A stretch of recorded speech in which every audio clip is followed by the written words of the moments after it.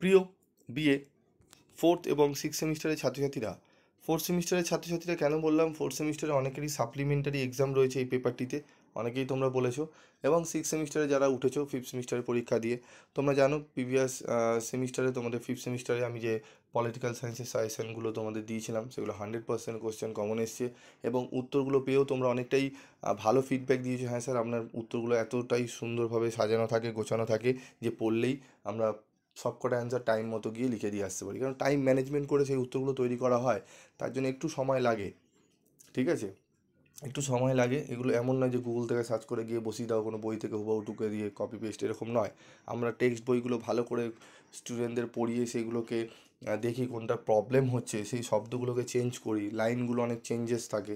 ঠিক আছে, অনেক কাটছাট করে কাট আউট করে তারপর তোমাদের কিন্তু প্রশ্নের উত্তরগুলো রেডি করা হয়, তার জন্য একটু সময় লাগে।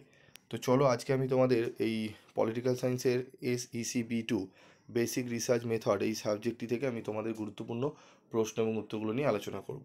তোমাদের ফুল মার্কস 18 মার্কসের পরীক্ষা হবে, 15 নম্বরের প্রশ্ন এবং 10 নম্বরের প্রশ্ন থাকবে এবং 1 নম্বরের 15টি প্রশ্ন কিন্তু তোমাদের থাকছে। তো চলো আমরা দেখে নিই আমাদের প্রথম 15 নম্বরের প্রশ্ন। প্রথম প্রশ্ন হচ্ছে, প্রশ্নমালা কত ধরনের হয়? সমীক্ষা গবেষণায় প্রশ্নমালার উপযোগিতা লেখো। গবেষণায় উপাত্ত সংগ্রহের ক্ষেত্রে সাক্ষাৎকার পদ্ধতিটির রূপ, প্রকারভেদ ও গুরুত্ব আলোচনা করো। অত্যন্ত গুরুত্বপূর্ণ এই প্রশ্নটি। তারপর রয়েছে দেখো, ফোকাস গ্রুপ পদ্ধতিতে গবেষকের ভূমিকার ওপর একটি টিকা লেখো। ঠিক আছে, এটি 21 থেকে 23-এ রিপিট এসছে, মানে এই যে প্রথম যে 3টে প্রশ্ন দেখছো না, এই প্রথম 3টে প্রশ্ন ভালো করে পড়ে যাও 15 নম্বরের জন্য। একটা 100% কোশ্চেন এখান থেকেই কমন পেয়ে যাবে 15 নম্বরে, আর কিচ্ছু পড়তে হবে না এই মডেল 1 থেকে। কি বললাম, এই 3টে প্রশ্ন ভালো করে পড়ে যাও। তোমরা বলে স্যার 22 আর 21 কি দেখবো না? 22 আর 21 দেখার আগে তোমরা এই 3টে প্রশ্ন রেডি করে নাও, একদম ঝরঝরে করে রেডি করে নাও, তারপর বাকিগুলো দেখা যাবে। আগে এই 3টে যেন কোনো কারণে মিস না হয়। আর এর উত্তর আমি খুব সুন্দরভাবে তৈরি করেছি, তোমরা পেয়ে যাবে, তোমরা নিয়ে নিও, তোমরা দেখে পড়ে নিও, দেখবে অনেকটাই তোমরা উপকৃত হবে। ঠিক আছে, তারপর রয়েছে দেখো, যে দুটি প্রশ্ন আরও এক্সট্রা অতিরিক্ত পড়বে, কেস স্টাডির পদ্ধতির বিভিন্ন পর্যায়গুলি আলোচনা করো, উদাহরণসহ সমীক্ষা গবেষণার সুবিধাগুলি আলোচনা করো। এই যে 5টি প্রশ্ন দেখছো, এই 5টি প্রশ্ন ভালো করে পড়ে যাও, একদম 100% কোশ্চেন এখান থেকে 15 নম্বরে তুমি কমন পাবেই পাবে। বোঝা গেল? তো চলো এরপর আমরা রয়েছে 21 কি প্রশ্ন এসছে। 21-এর একটি প্রশ্ন তোমরা চাইলে পড়তে পারো। মোট এখান থেকে যদি 6টা প্রশ্ন পড়ে যাও না, তোমরা 15 নম্বরে যে কটা প্রশ্ন অ্যাটেন্ড করতে হয় মোটামুটি মডেল 1 থেকে পেয়ে যাবে কমন। ঠিক আছে, তো সমীক্ষা প্রশ্নমালার বিভিন্ন ধরন বর্ণনা করো।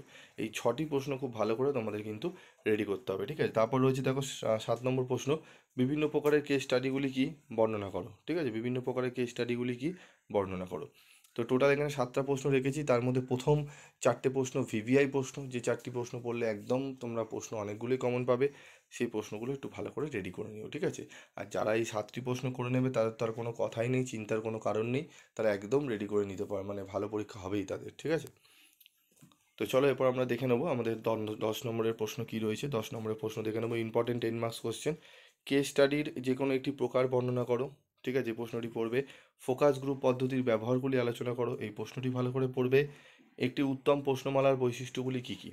এই প্রশ্নটি না পড়লেও চলবে, কারণ 22 থেকে 24-এ রিপিট এসছে। তোমরা প্রথম দুটো প্রশ্ন অত্যন্ত গুরুত্ব সহকারে পড়বে, একদম এখান থেকে তোমাদের 25-এ প্রশ্নটি টানবে। ঠিক আছে, তারপর রয়েছে একজন ভালো সমীক্ষকের গুণাবলী বা গুণগুলি কী কী, এই প্রশ্নটি ভালো করে পড়বে, মানে 1 2 3 1 2 4 মোস্ট ইম্পর্টেন্ট। ঠিক আছে, 1 2 4 মোস্ট ইম্পর্টেন্ট। 3-এরটা দিয়েছি কারণ যদি প্রিভিয়াস ইয়ার থেকে রিপিট করে দেয়, অনেক সময় রিপিট কোশ্চেন করে দেয়, 24-এরটাই ডিটো টেনে দেয়, সেক্ষেত্রে এই প্রশ্নটি ইম্পর্টেন্ট হবে। তবে আগে বলবো তোমরা 1 2 3 4 নম্বরের প্রশ্নটি ভালো করে রেডি করবে। ঠিক আছে, তার সঙ্গে রেডি করবে 5 নম্বরের প্রশ্ন, অংশগ্রহণমূলক পর্যবেক্ষণের বিভিন্ন প্রকারগুলি কী কী। অংশগ্রহণমূলক পর্যবেক্ষণের বিভিন্ন প্রকারগুলি কী কী, এই প্রশ্নটি রেডি করবে। কেস স্টাডির গবেষণার সুবিধাগুলি বর্ণনা করো।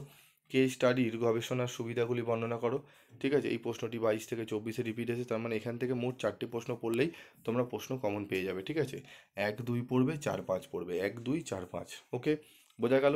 তো প্রশ্নগুলো ভালো করে দেখে নাও। মডিউল 1 থেকে আমি তোমাদের 15 এবং 10 নম্বরের প্রশ্নগুলো বলে দিলাম, খুব ভালো করে এই প্রশ্নগুলো এখন রেডি করো, দেখবে তোমরা অনেকটাই উপকৃত হবে। ঠিক আছে, তো আজকের মতো ভিডিওটি আমি শেষ করছি, দেখা হচ্ছে পরবর্তী ভিডিওতে। সকলে ভালো থাকবে, ঠিক আছে, সুস্থ থাকবে।